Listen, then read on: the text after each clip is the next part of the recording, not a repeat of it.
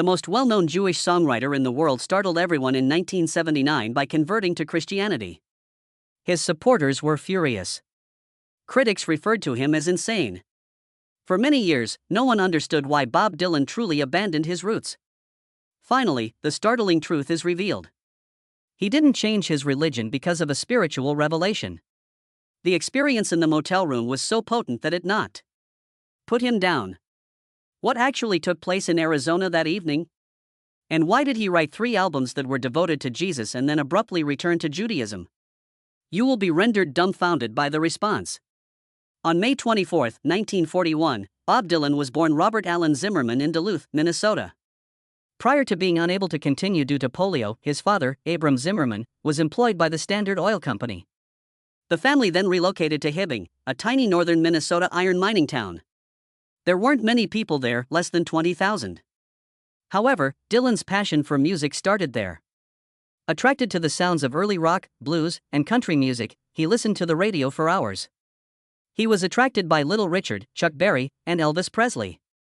Little Richard left a lasting impression with his untamed energy and theatrical demeanor. Dylan wrote that he wanted to join his band in his high school yearbook since he respected him so much. He was teaching himself to play the piano and guitar by the time he was a teenager. He began to establish bands and perform wherever he could. The Golden Chords, one of his early bands, covered rock and roll songs at school dances. For a moment, he even played in another band under the name Elston Gunn. Although he enjoyed the thrill of performance, he eventually came to believe that rock and roll lacked nuance. Desired more.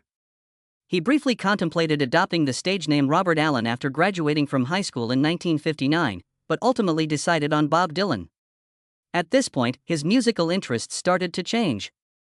Though the songs didn't convey much, rock and roll was an exhilarating genre. He gave the following explanation in an interview years later: the songs weren't serious or didn't reflect life in a realistic way. He discovered folk music as a result of that insight. He enrolled at the University of Minnesota later that year. Although he didn't remain long, it was a significant moment in his life. He learned about folk music and the storytelling potential of song at neighborhood coffee shops. His greatest influences were Ramblin' Jack Elliott and Woody Guthrie. Guthrie wrote songs about real people, real life, and real challenges. Dylan was able to relate to that in a manner that rock and roll never did. He dropped out of college after just 1 year to devote himself fully to music. He had a certain goal in mind when he landed in New York City in January 1961. He desired a meeting with Woody Guthrie. Guthrie was afflicted with Huntington's disease at the time and was being treated at Greystone Park Psychiatric Hospital in New Jersey. Dylan came to see him and sang by his bed. What he previously felt was validated by that encounter. There may be more to music than just amusement. Later on, he referred to himself as Guthrie's greatest pupil. Guthrie, in his opinion, was the authentic voice of America, an artist who spoke the truth, no matter how difficult it was. Dylan even composed Tune to Woody, a tune that was featured on his 1962 first album, in his honor. In addition to honoring Guthrie, the lyrics heralded Dylan's debut as a solo songwriter. In January 1961, Bob Dylan came to New York City with a guitar, a restless soul, and a desire to meet Woody Guthrie. His age was only 20. Dylan's perspective on music was influenced by Guthrie, who transformed folk tunes into stirring tales of actual people and hardships. However, Guthrie was battling Huntington's disease in the hospital. Dylan wasn't deterred. He came to see him, sang to him, and listened to everything he had to say. Dylan got to know Ramblin' Jack Elliott, another folk performer who had studied under the legend, through Guthrie. Dylan was guided by Elliott into the center of Greenwich Village, which would influence his destiny. Greenwich Village was a hive of ideas, poetry, and music in the early 1960s. It served as the epicenter of the folk revival movement, which revived traditional songs and used them to express global issues. Young artists were able to perform in coffee shops and clubs such as Gerda's Folk City. Dylan's raw voice and beautiful lyrics made him stand out wherever he performed. No one else sounded like him. It was noted by the New York Times on September 29, 1961. He was described as one of the city's folk scene's most unique stylists in a review. Dylan was taking in everything, not just performing. Although he used elements from traditional folk tunes, his words were unique. He sung of loneliness, change, war, and civil rights. His music resonated with the time. People paid attention. He was more than simply another Greenwich Village singer by the end of 1961. He was evolving into something greater. Then the moment that altered everything arrived. Dylan contributed a harmonica to the third album of folk vocalist Carolyn Hester in September 1961. The session's producer, John Hammond, was impressed. Noticed a quality in Dylan that others overlook. Hammond signed him to Columbia Records a month later, in October 1961. Despite having a record deal, Dylan would not have an easy time succeeding. Bob Dylan, his debut album, came out on March 19, 1962. With only 2 original songs sung to Woody in Talkin', New York, it primarily consisted of classic folk tunes. The only instruments on the recordings were Dylan's vocals, guitar, and harmonica. Only roughly 5,000 copies of the CD were sold, and some Columbia executives believed that signing him had been a mistake. Although there were discussions about removing him off the label, Hammond stood up for him because he believed in him. To maintain him, Dylan didn't give up. He continued to write. Dylan released Freewheelin' Bob Dylan on May 27, 1963, a year later. Everything was different this time. Freewheelin' contained primarily original compositions, in contrast to his debut album, which was replete with traditional folk tunes. Dylan became a voice of a movement with songs like Blowin' in the Wind and A Hard Rain's A Gonna Fall. The Negro spiritual No More Auction Block served as the inspiration for Blowin' in the Wind. It posed straightforward yet impactful queries concerning justice and freedom. When Peter, Paul, and Mary recorded the song, it became an anthem. Their version peaked at number 2 on the Billboard charts and sold over 1 million copies. With striking, almost fantastical visuals, A Hard Rain's A Gonna Fall encapsulated the anxieties of the era. The song depicted a world on the verge of nuclear war, reflecting the fear surrounding it. There was nothing like Dylan's lyrics in folk music. He was singing about more than just folklore. As the world unfolded, he was writing about it. Freewheelin' was hailed as a masterpiece by critics. The album first peaked at number 1 in the UK after peaking at number 22 in the US. Today, Dylan was a rising star. Although he denied the term, some referred to him as the spokesperson for a generation. He only wanted to make music, he had no desire to lead others. His music, however, was becoming the soundtrack of the 1960s, whether he liked it or not. Dylan went from being a little-known Greenwich Village performer to becoming one of America's most significant songwriters in just 2 years. And this was just the start. One of the most startling turning points in music history was Bob Dylan's transition from acoustic folk to electric rock in 1965. This change started with the publication of his album, Bringing It All Back Home, on March 22. Folk purists were astounded by the sound it produced, which combined electric instruments with his trademark poetic lyrics. They had viewed Dylan as a lyricist who spoke for social justice and as the voice of their cause. With a guitar and a harmonica, that is. He was connected now and moving in a different way. Subterranean Homesick Blues, the opening track, moved quickly. Setting the tone for the rest of the song, the lyrics came forth in a stream of incisive societal commentary. The message was clear: you don't need a weatherman to tell which way the wind is blowing. Dylan had had enough of being called a counterculture leader. Whether or not people liked it, he was making progress. Even more audacious was Maggie's Farm. It was a loud, defiant departure from what was expected of him. Dylan was demonstrating that he would not be influenced by the music industry or his fans' desire for him to remain the same, in addition to experimenting with a new sound. Social conventions were questioned even by outlaw blues. At the time it was released, interracial couples were still a contentious issue in popular music. Dylan was viewed as a visionary by some, and a sellout by others. Nevertheless, the album was a hit regardless of public opinion. It peaked at number 6 on the Billboard charts, demonstrating the popularity of Dylan's new sound. Was no longer merely a folk performer. He was influencing rock music's direction. Then came the turning point in the story. Dylan took the stage at the Newport Folk Festival on July 25, 1965. This was a meeting of purists who valued acoustic instruments and unadulterated storytelling, and it was a hallowed space for folk music. Dylan had previously played there, but this time was unique. He had a Fender Stratocaster in his hand. Members of the Butterfield Blues Band stood behind him. He suddenly charged into Maggie's Farm. The reaction was prompt. Some booed, others cheered. Like a Rolling Stone, the second song only made things more chaotic. The audience yelled in disapproval. Folk great Pete Seeger reportedly wanted to cut the power connections because he was so outraged. Others assert that low sound quality was the true problem. Regardless, the evening was dubbed the moment Dylan went electric. That was not the end of it. He was heckled by crowds at subsequent concerts. One fan shouted, "But Dylan never backed down," at a performance in Manchester, England, in May 1966. Telling his band to play it loudly, he turned to them, and they did. Dylan released Highway 61 Revisited on August 30, 1965, little than a month after Newport. If his new sound had been established by Bringing Everything Home, this album embraced it wholeheartedly. The highway that traveled through the heart of blues country from his hometown in Minnesota was referenced in the title. The record was an amalgam of blues, rock, and fantastical narrative.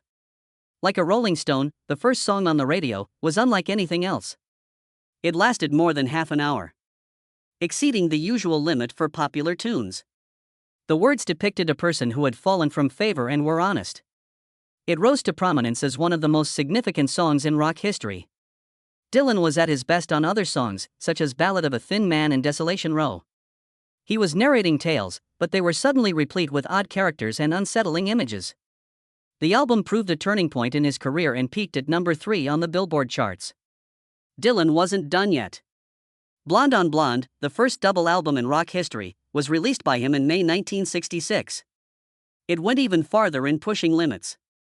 While Visions of Johanna was ethereal and beautiful, songs like Rainy Day Women, numbers 12 and 35, had a loose, chaotic vibe. The record was hailed as a masterpiece by critics. It debuted at number 9 on the charts and paved the way for albums to become more than just song collections, they were now complete artistic statements. Dylan's career was at its height. Then everything abruptly stopped. He crashed his motorcycle close to Woodstock on July 29, 1966. New York. The accident's specifics are still unknown. He broke his neck vertebrae, according to official sources, but there were no hospital or ambulance records. Some people think Dylan was able to avoid the demands of celebrity because of the tragedy. Recording, touring, and being pulled in numerous ways all at once, he had been at full speed. He had a reason to back off now. Dylan wrote and recorded in Woodstock for the following few years. Dylan and the band began recording in the basement of a house called Big Pink. These collections were dubbed the basement tapes. They were intended only as a tool to create music in a casual atmosphere, not for an album. Drawing inspiration from country, blues, and folk, the sound was unadulterated and unpolished. Dylan didn't want to be at the top of the charts or chase radio hits. He was writing songs that seemed ageless and re-establishing a connection with traditional American music. They recorded more than 100 tunes in 1967 alone. Clothesline Saga and Tears of Rage were two examples of creative works. Old folk and blues tunes were covered by others. Compared to his previous work, the lyrics were different. These songs were simpler than Blonde on Blonde, which had been full of wild, strange storytelling. They possessed a strong sense of history, humor, and tragedy. Dylan was going in a totally different direction, but it wouldn't be acknowledged until years later. The recordings were initially not made public. Rather, they proliferated via bootlegs, such as the well-known Great White Wonder in 1969. Rock music changed when the Cellar tapes were eventually released in 1975. During their Get Back sessions, the Beatles, Creedence Clearwater Revival, and the Byrds were all influenced by C-Style. Dylan later characterized the event as serene and undemanding, with a bunch of musicians performing only for enjoyment. Shortly thereafter, Dylan took yet another surprising turn. He recorded John Wesley Harding in Nashville. The record, which just featured guitar, bass, and drums, was quiet and unadorned when it was released on December 27, 1967. The electrifying anarchy of Highway 61, which had been revisited only 2 years prior, stood in stark contrast to this. Dylan's lyrics this time were replete with moral dilemmas and biblical imagery. The most notable tune was The Watchtower All Along. When Jimi Hendrix transformed it into a fiery rock hymn, it gained even greater notoriety. Nashville wasn't over for Dylan. He released Nashville Skyline in 1969. A full-length country CD that surprised everyone. His tone had shifted. Fans were accustomed to a scratchy tone, but this one was smoother and softer. In a duet with Johnny Cash, who had been one of his staunchest fans, he recorded Girl from the North Country. Cash even earned a Grammy for writing the liner notes for the album. The sessions for recording were relaxed and enjoyable. Steel guitarist Pete Drake and musician Charlie Daniels joined in. Lay Lady Lay, one of Dylan's greatest hits, gave the songs a polished yet relaxed vibe, proving that country music wasn't limited to conventional country fans. By fusing folk, rock, and country music in a way that appealed to a broad audience, he was dismantling genre boundaries. Dylan's involvement helped improve the rock world's lack of respect for country music at the time. He made another surprising maneuver just as it appeared that he would get comfortable with this sound. He starred in the Sam Peckinpah-directed Western Pat Garrett and Billy the Kid in 1973. Dylan had a minor but noteworthy role as Alias, a quiet vagrant. In addition, he composed Knockin' on Heaven's Door and other songs for the movie's soundtrack. Written for a dramatic death scenario, the song quickly rose to prominence as one of Dylan's most well-known works. Guns N' Roses and Eric Clapton, among others, covered it over the years, making it a rock classic. There was chaos during the filming procedure. Tensions existed on site, and Peckinpah was erratic. Dylan's presence nevertheless brought something unique. His name was a big selling element, and although playing a small part, he was named as the movie's principal star on advertising posters in various foreign countries. Like his music, Bob Dylan's personal life was erratic. His job was characterized by the same restlessness with which he navigated relationships. While some of these love stories ended in heartbreak, others served as the inspiration for some of his best compositions. Dylan remained mysterious throughout it all, giving away nothing about his personal hardships but leaving hints in his lyrics.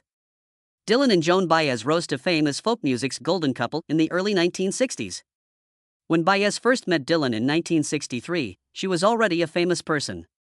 She supported political causes with her platform and had a loyal fan base. Baez had faith in Dylan, even though he was still a budding songwriter. She introduced him to her audience and asked him to play at her shows. They appeared to be inseparable during those years. For a while, they had the same vision and toured and sang together. However, rifts began to appear in their relationship. Dylan did not want to be the spokesperson for a movement, but Baez was fiercely committed to activity. He concentrated on writing songs. And he started to distance himself as his fame increased. In 1965, it all came to a head. Baez accepted Dylan's invitation to travel with him to the UK, but he wouldn't let her take the stage when she got there. She felt injured and ashamed as she watched from the sidelines. In the middle of 1965, their romance ended. Dylan's unexpected marriage to another lady made the already traumatic split even worse. He married Sarah Lown less than 6 months after departing Baez. The treachery stung. Baez translated her sadness into music years later. Her time with Dylan was reflected in songs like Diamonds and Rust and Winds of the Old Days. Although he rarely discussed their breakup, he acknowledged in subsequent interviews that his career's insanity was a contributing factor. Even though their romance had ended after just a few years, its influence remained. Sarah Lowen and Dylan were married on November 22, 1965. Even his parents did not attend the intimate ceremony. Jessie, their first child, was born on January 6, 1966, while Sarah was pregnant at the time. Together, they had 4 more kids over the years: Jacob, Samuel, and Anna. Sarah's daughter from her previous marriage, Maria, was also adopted by Dylan.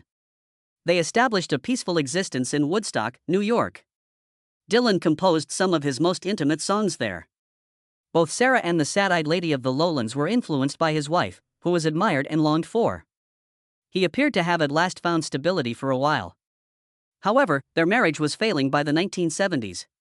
Dylan's infidelity started to be rumored. And the demands of celebrity further exacerbated the situation.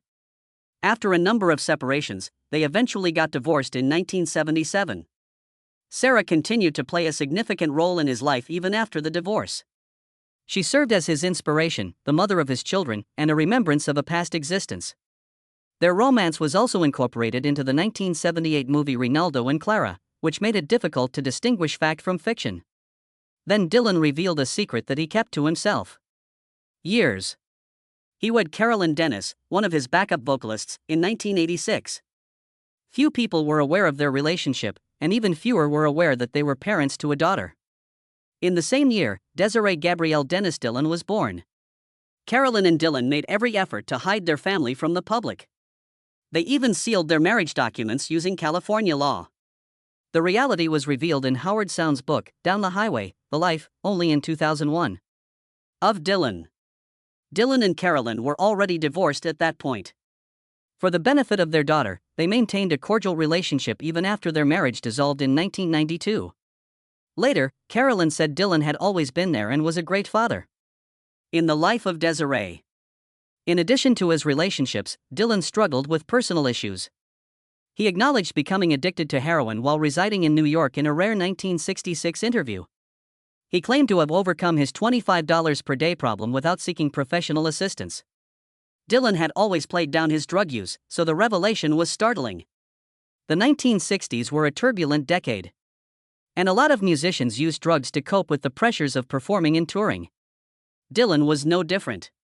According to reports, he pushed himself through demanding performances during his 1965 to 1966 electric tour by using amphetamines. Some claim he overstated the story, while others claim his addiction was more severe than he disclosed. One of the most significant changes in music history is Bob Dylan's spiritual journey. He startled everyone by becoming a Christian in 1979. This wasn't merely a subtle change in opinion. It altered how people perceived him, his music, and his performances. It all began when a concertgoer dropped a tiny silver cross onto the stage in late 1978. Dylan grabbed it and kept it in his hand. He later had an unforgettable experience in a motel room in Tucson, Arizona. He claimed to have sensed Jesus Christ's omnipresent presence. It was more than a vision or a concept. According to Dylan, it was a bodily experience that simultaneously knocked him down and raised him up. Jesus touched it, it was a tangible object. I was overcome by it. Slow Train Coming, which was recorded between April and May 1979, was the result of that event. He had never recorded an album like this before. There was no room for interpretation because the lyrics were firmly Christian. It was obvious that you had to serve someone. Either you served the devil or God. There was no middle ground. The Grammy-winning song demonstrated Dylan's commitment to this new phase. Additionally, he became a member of the Vineyard Christian Fellowship Church in Los Angeles, where he spent hours studying the book of Revelation's end-time prophecies. Not everyone was prepared for Dylan in this form. He was known to his fans as the rebellious voice. His lyrical poems and protestations resonated with them.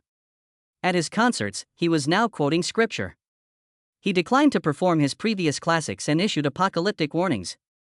Many people left his performances. His records were no longer purchased by some. Reactions from critics were not uniform. He was commended by some for his audacity. Others wrote off this stage as Dylan's terrible gospel. Dylan didn't give up, though. He put out another album with religious themes, Save, in 1980. He released Shot of Love a year later. The song had a strong impact. But the message was too blunt for a lot of longtime followers. By the middle of the 1980s, another transformation had occurred. Dylan's work gradually shifted away from religious themes, yet he never openly rejected Christianity. Then, to everyone's amazement, he returned to Judaism in 1986. Although he was born Robert Zimmerman into a Jewish household in Minnesota, his early career was never significantly influenced by religion. He was now observed going to gatherings associated with the ultra-Orthodox Jewish movement known as Chabad Lubavitch. Dylan made appearances on Chabad's yearly To Life Telethon, a Los Angeles-based fundraising event, in 1986 and 1991. He also participated in private Jewish ceremonies. As usual, he gave no explanation for his decisions. He made no mention of abandoning Christianity, but it was obvious that he was considering other options. This change was also reflected in his music. He released the album Infidels in 1983, which featured the song Neighborhood Bully. The song was viewed by many as a powerful defense of Israel. It was believed that statements such as "enemies say he's on their land, they got him outnumbered 1,000,000 to 1" were a reference to Israel's battle. Bob Dylan has never been a rule-abiding individual. Throughout his career, he has pushed limits, occasionally shocking even his most loyal supporters. 3 weeks after the assassination of President John F. Kennedy, on December 13, 1963, one of the first and most contentious events occurred. Dylan accepted the Tom Paine Award at the annual dinner of the Emergency Civil Liberties Committee in front of a crowded gathering. Instead of giving a speech that was safe and expected, Dylan made a declaration that infuriated almost everyone in the room as he accepted the award for his civil rights contributions. He was obviously drunk when he uttered something that no one could believe. "I must confess that I recognized myself in Lee Oswald, the guy who shot President Kennedy." The crowd burst out. They booed and screamed. It was an absolutely startling moment. How could this be spoken by the burgeoning voice of social justice? Dylan made an effort to clarify. He said that he was recognizing that violence doesn't occur in a vacuum rather than defending Oswald. He thought Oswald and those like him didn't just show up. Like everyone else, they were influenced by their surroundings. However, his justification was insufficient. The moment was excessively unpolished. It was unacceptable to show compassion for Kennedy's killer, no matter how intellectual, because his assassination had devastated the nation. The reaction was instantaneous. Newspapers denounced him. The fans were incensed. The dispute in New York extended well beyond that room. Dylan eventually released a statement after realizing the harm. He made an effort to explain what he had said, but he declined to apologize. He wrote, "There must be violence in me if there is violence in the Times." He was not arguing that Oswald was correct. He was arguing that aggressive people are the result of violent societies. But the harm was already done. Dylan was caught in the middle of a storm for the first time, but it wouldn't be the last. Only a few months prior, in May 1963, he had turned down one of his greatest television opportunities. Millions of people watched The Ed Sullivan Show, where he was scheduled to perform. The opportunity for publicity was enormous, but it was cut short before it started. CBS officials listened to the song he intended to perform during the practice. A satirical song called Talkin' John Birch Paranoid Blues parodies severe anti-communist paranoia. The song made allusion to the American Nazi Party's founder, George Lincoln Rockwell, as well as the John Birch Society. Executives at CBS went into a frenzy. Dylan was instructed to either choose a different song or alter the words. Dylan declined. He left the show without a second thought. This posed a serious risk for a young artist just starting out in his profession. He could have reached a much larger audience by selecting a different tune. However, for Dylan, first was integrity. The choice garnered media attention. It was viewed by many as a daring protest against censorship. According to reports, Ed Sullivan himself disapproved of the network's decision. Dylan's reputation was influenced by the issue even though the performance never took place. He was an artist who was prepared to question authority, regardless of the repercussions, in addition to being a musician. He would go on to receive one of the greatest honors in the world decades later for his same defiance of convention. Dylan received the Nobel Prize in Literature from the Swedish Academy on October 13, 2016. Since the prize's inception in 1901, he became the first songwriter to win. He was commended by the Academy for bringing fresh poetic sentiments to the rich tradition of American song. His lyrics were known for their profundity for a long time and were influenced by the beat movement, modernist writers, and folk music. They were now being recognized as works of literature. His response was out of the ordinary. He didn't say anything at first. Days went by with no answer.